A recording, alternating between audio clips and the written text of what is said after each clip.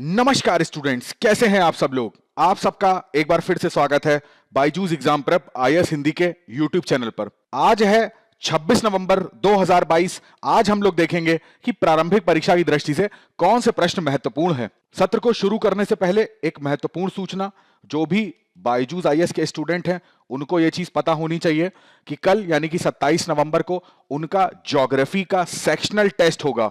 Sectional का मतलब है कि पूरा टेस्ट ज्योग्राफी से ही आएगा। ऑनलाइन और ऑफलाइन दोनों मोड में ये टेस्ट सीरीज कराई जा रही है। टेस्ट का टाइमिंग सुबह 9:30 बजे से ये स्टार्ट हो जाएगा। आप हिंदी और इंग्लिश दोनों ही मीडियम में इस टेस्ट को दे सकते हैं, तो इसको देना बिल्कुल मत भूलिएगा। चलिए, अब पहला प्रश्न आ रहा है। निम्नलिखित कथनों पर विचार करना है। पहला, श्रेया सिंघल बनाम भारत संघ वाद में सर्वोच्च न्यायालय ने समलैंगिकता को अपराध के दायरे से बाहर कर दिया था। यूरोपीय संघ के कुछ देशों में एलजीबीटीआईक्यू समुदाय से संबंध लोगों के अधिकारों को सुरक्षित करने हेतु यूरोपीय संसद द्वारा यूरोपीय संघ का जो क्षेत्र है उसको एलजीबीटीआईक्यू फ्रीडम जोन घोषित किया गया है। सही कथन का पता लगाना है। वीडियो को पॉज करके इसको लगाने का प्रयास करिए। तब तक मैं बताता हूं यह न्यूज चर्चा में क्यों आई। आज ही के द हिंदू में एक आर्टिकल आया था जिसमें सुप्रीम कोर्ट ने भारत सरकार से बोला है कि जो स्पेशल मैरिज एक्ट है उसके अंदर जो समलैंगिक लोग हैं उनकी शादी का भी कोई प्रावधान, उनके विवाह का कोई प्रावधान इसमें शामिल करा जाए जो अभी तक शामिल नहीं था। यह तो सुप्रीम कोर्ट ने यहां पर इनको निर्देश दिया है करने का। अब यह इंपॉर्टेंट हमारे लिए इस वजह से हो जाएगा जब सरकार इस निर्देश को मानते हुए और स्पेशल मैरिज एक्ट जो 1954 का है उसमें यह चेंज कर देगी। वापस आते हैं अपने प्रश्न पर। तो पहला कथन पढ़ते ही आपको समझ में आ जाना चाहिए था कि यह कथन गलत है। समलैंगिकता को अपराध के दायरे से बाहर करा गया था नवतेज सिंह जौहर के केस में जो 2018 में आया था बनाम भारत संघ। इस चीज को याद रखिएगा, मोस्ट इंपॉर्टेंट केस है ये। माइलस्टोन केस कहे जाते हैं ये सब। दूसरा कथन एकदम सही है। यूरोपीय संघ ने एलजीबीटीआईक्यू फ्रीडम जोन बनाया है, यानी कि यूरोपीय संघ के जितने देश हैं उसमें एलजीबीटीआईक्यू समुदाय के कोई भी व्यक्ति जो है वो निर्बाध रूप से घूम सकते हैं। यहां पर उनके साथ किसी भी प्रकार का कोई भेदभाव नहीं करा जाएगा, कोई उत्पीड़न नहीं होगा। वो बिना भेदभाव, बिना उत्पीड़न के अपना जो यौन अभिविन्यास है या जो अपनी लैंगिक पहचान है उसको बता सकते हैं। उनको पूरी तरीके से स्वतंत्रता दी गई है। तो यहां पर दूसरा कथन एकदम सही हो जाएगा। तो हमारा ऑप्शन हो जाएगा बी। अगला प्रश्न देखिए, बीएसएफ के अधिकार क्षेत्र के विस्तार के संबंध में निम्नलिखित कथनों पर विचार करना है। आपको पता होगा अभी हाल ही में गाइडलाइंस आई थी जिसमें जो बीएसएफ का अधिकार क्षेत्र था उसका विस्तार किया गया था। पहला कथन है, पंजाब, पश्चिम बंगाल और असम के साथ साथ अंतरराष्ट्रीय सीमा के अंदर बीएसएफ के अधिकार क्षेत्र को 15 किलोमीटर से बढ़ा के 50 किलोमीटर करने का है। यह रक्षा मंत्रालय के प्रशासनिक नियंत्रण के तहत भारत के 7 केंद्रीय सशस्त्र पुलिस बलों में से एक है। यह प्रत्येक वर्ष अपनी प्रशिक्षित जनशक्ति का एक बड़ा दल संयुक्त राष्ट्र शांति मिशन यानी कि पीस कीपिंग फोर्स की बात हो रही है उनको समर्पित करता है। ये इनके ऑप्शंस हैं। बीएसएफ डायरेक्ट चर्चा में नहीं है। आपको भी पता है कि 2023 में नया बजट आने वाला है, तो उसके संदर्भ में जो प्री बजट मीटिंग होती है तो उसमें पंजाब राज्य भी आए थे, पंजाब राज्य के वित्त मंत्री आए थे।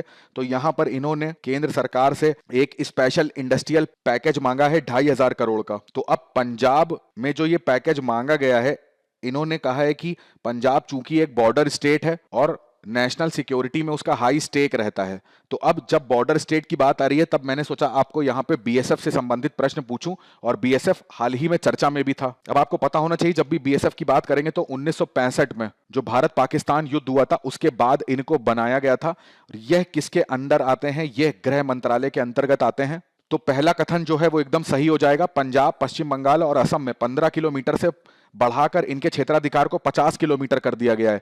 वहीं पर जब गुजरात की बात करेंगे तो वहां पहले 80 किलोमीटर था, उसको घटा के अब 50 किलोमीटर कर दिया गया है। तो एक तरीके से सब में एक समरूपता आ गई है, यानी कि पंजाब, पश्चिम बंगाल, असम और गुजरात तीनों में ही इनका जो क्षेत्राधिकार है वो 50 किलोमीटर का कर दिया गया है।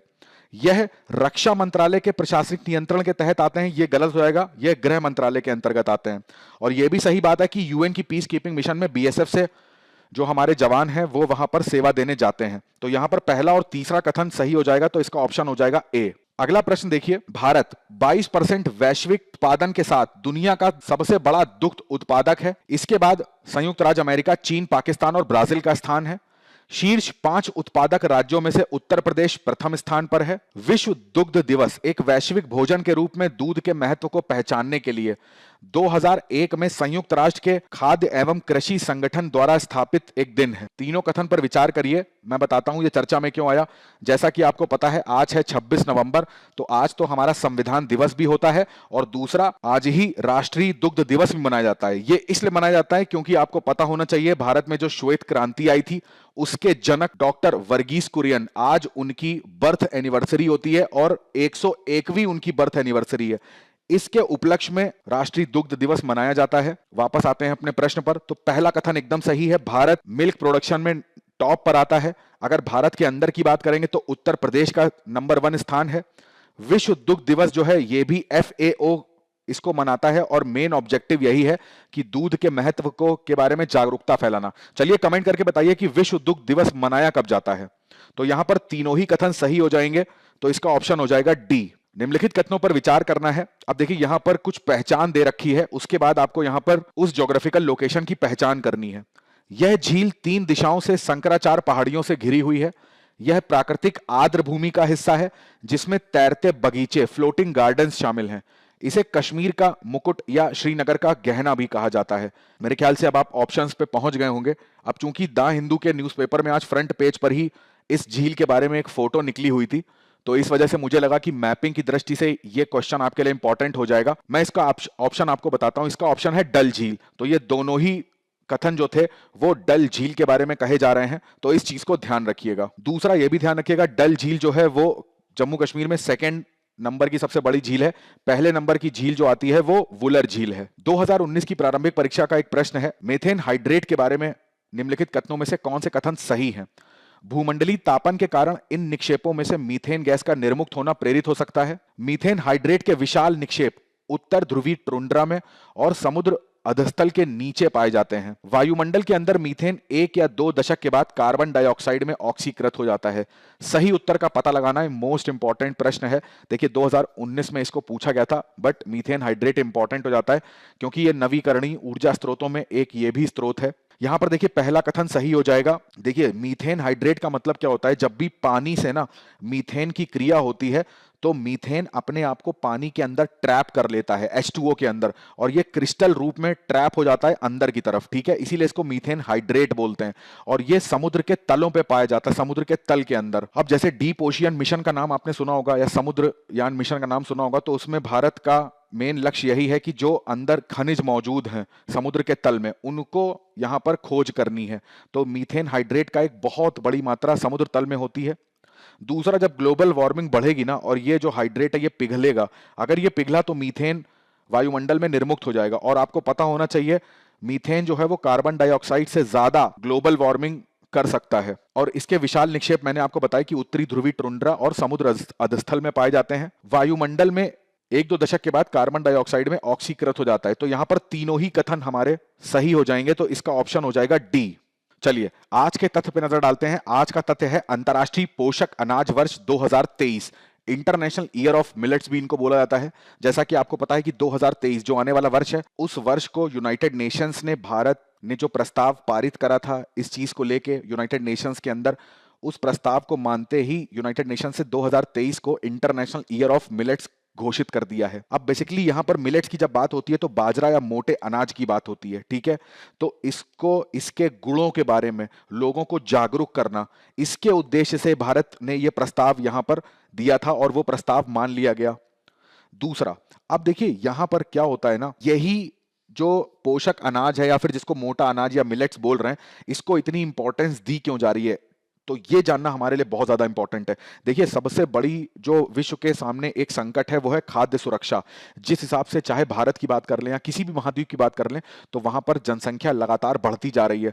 अब जनसंख्या बढ़ रही है, दूसरा जलवायु परिवर्तन होता है। तो जलवायु परिवर्तन के कारण असमय वर्षा होना या असमय बाढ़ आ जाना, ग्रीष्म लहर आ जाना, तो इसका डायरेक्ट इफेक्ट किस पे पड़ता है? कृषि पे। तो अभी आप जानते ही हो कि अफ्रीका के बहुत सारे देश ऐसे हैं जहां पर भुखमरी की हालत देखी जाती है। तो उन सारी प्रॉब्लम्स का सॉल्यूशन यहां पर एक निकाला जा रहा है कि मिलेट्स के बारे में, यानी कि जो मोटा अनाज होता है, जो बाजरा होता है, उसको मैक्सिमम उगाया जाए। अब इसी के बारे में क्यों बात हो रही है, क्योंकि देखिए सबसे पहली बात, इसके फायदे क्या क्या हैं। पौष्टिक रूप से बहुत ज्यादा इसमें न्यूट्रिशन वैल्यू बहुत अच्छी है।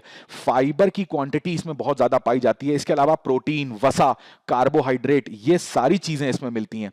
और ये एक ऐसी फसल है जो जलवायु परिवर्तन के बारे में ना बहुत ज्यादा ये टॉलरेट करती है। यानी कि अगर पानी कम हुआ, धूप ज्यादा हुई, टेम्परेचर ज्यादा हुआ, तो इससे फर्क नहीं पड़ता, ज्यादा प्रभाव इस पे नहीं पड़ता, तो इसको हम कहीं पर भी उगा सकते हैं।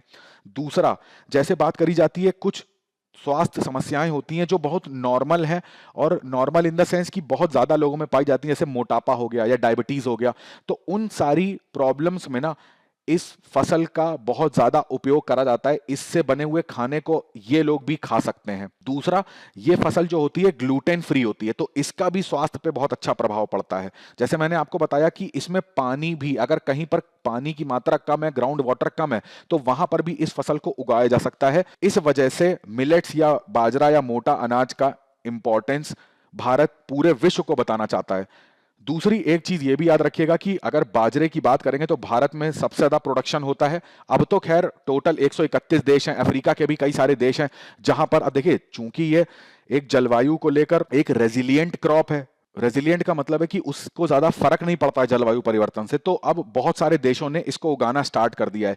ये देख सकते हो आप भारत के मानचित्र में कि कहां कहां पर और कितनी ज्यादा मात्रा में, ऑलमोस्ट हर एक राज्य में आपको किसी ना किसी प्रकार का जो मिलेट है वो देखने को मिल जाएगा। इसी वजह से यह भी कारण है कि भारत में बाजरे का प्रोडक्शन मैक्सिमम होता है। तो आज के सत्र में बस इतना ही रखते हैं। मैं आशा करता हूं आज का सत्र आपको अच्छा लगा होगा। अच्छा लगा है तो वीडियो को लाइक, शेयर और सब्सक्राइब करना बिल्कुल मत भूलिएगा। एक प्रश्न मैं आपसे पूछता हूं, अब दूध क्रांति की बात हो रही है, श्वेत क्रांति की, तो एक ऑपरेशन है, इसका नाम है ऑपरेशन फ्लड। बताइए इसके बारे में कि ये क्या ऑपरेशन। तो इसी प्रश्न के साथ इस वीडियो को खत्म करते हैं। सब लोग अपनी पढ़ाई करते रहेंगे, स्वस्थ रहेंगे और सबसे इंपॉर्टेंट अपने माता पिता का बहुत सारा ध्यान रखेंगे। आप सभी का बहुत बहुत धन्यवाद।